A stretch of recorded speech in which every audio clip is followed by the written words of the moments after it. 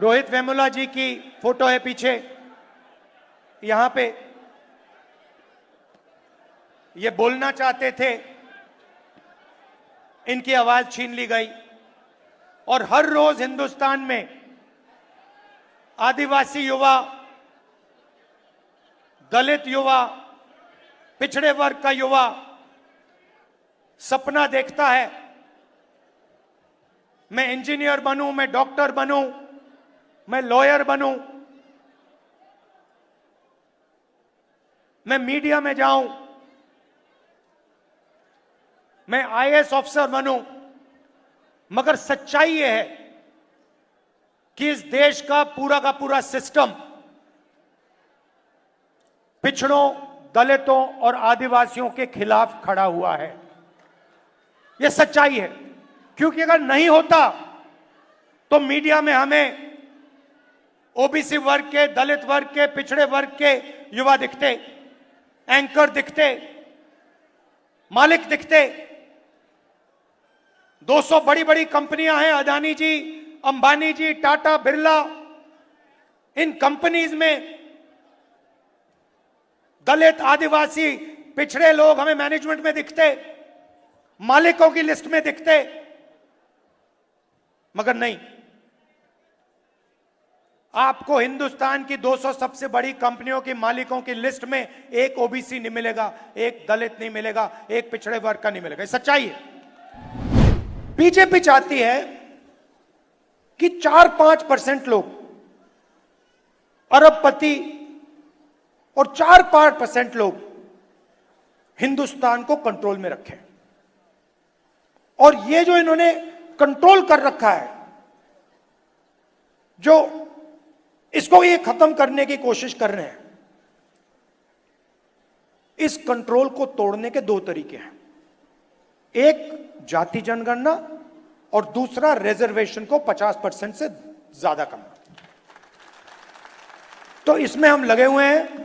तेलंगाना में हमने किया, कर्नाटक में किया, और जहां भी हमारी सरकार आएगी हम दलित, आदिवासी, पिछड़े वर्ग, गरीब, जनरल कास्ट, माइनॉरिटीज का डेटा निकालेंगे और पता लगाएंगे कि विकास में उनकी क्या हिस्सेदारी है, हिंदुस्तान के फ्यूचर में उनकी क्या भागीदारी है, क्या भागीदारी होनी चाहिए। यह हमारा लक्ष्य। और मैं आपको बता रहा हूं, बीजेपी कुछ भी कर ले, आरएसएस कुछ भी कर ले, जाति जनगणना और 50% का जो रिजर्वेशन का बैरियर है, इन दोनों को हम खत्म करके देंगे नेशनल लेवल पे। मैं आपको कह रहा हूं, मैंने लोकसभा में कहा है, मैंने वायदा किया है, वहां पे इस कॉन्स्टिट्यूशन पे वायदा किया है कि जाति जनगणना को हम इसी लोकसभा में पास करके दिखाएंगे। क्यों? क्योंकि हम ये जो संविधान है, इसकी सोच की रक्षा करना चाहते हैं। हम चाहते हैं कि जो इसमें लिखा है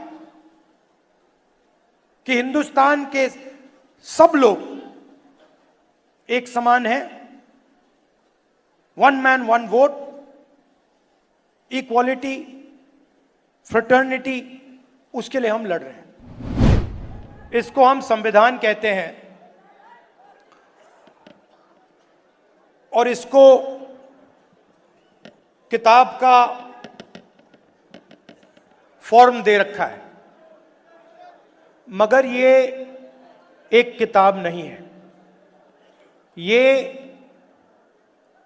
हिंदुस्तान की हजारों साल की सोच है। और 21वीं सदी में हिंदुस्तान की जो कहो सोशल एम्पावरमेंट की जो सोच है, अंबेडकर जी की, फूले जी की, बुद्ध भगवान की, गांधी जी की, वो इसके अंदर है। आप किसी भी स्टेट में चले जाइए, केरला में नारायण गुरु जी, कर्नाटक में बसवना जी, फूले जी, शिवाजी महाराज, हर स्टेट में आपको ऐसे 2-3 नाम मिलेंगे जिनकी सोच इस किताब में आपको मिलेगी।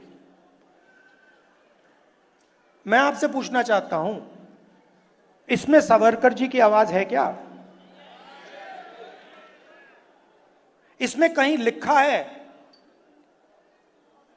कि हिंसा का प्रयोग करना चाहिए?